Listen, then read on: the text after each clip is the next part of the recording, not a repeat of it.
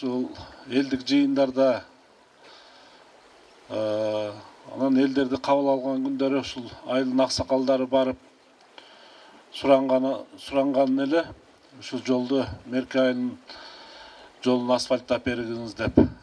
Анан биз убада берген элек, макул мындай мүмкүнчүлүккө жараша жасап беребиз деп. Быйылкы планга киргизип, мына 1 километр 100 метр эле киргизилген. Жалпы тендердик баасы 22 миллион.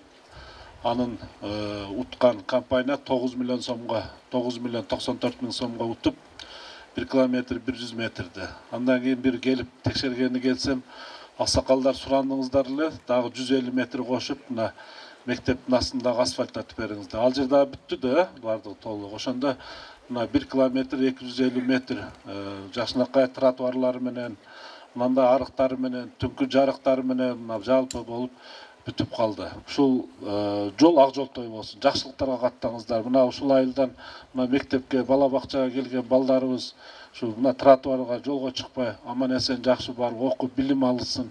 Келечекте ушул балдарыбыз, ушул айылдан чыккан балдар кыргыз мамлекетине кызмат кылган мындай бактылуу балдардан болсун. Дагы бир жолу куттуктайм ушул жолдун ачылышы менен туугандар.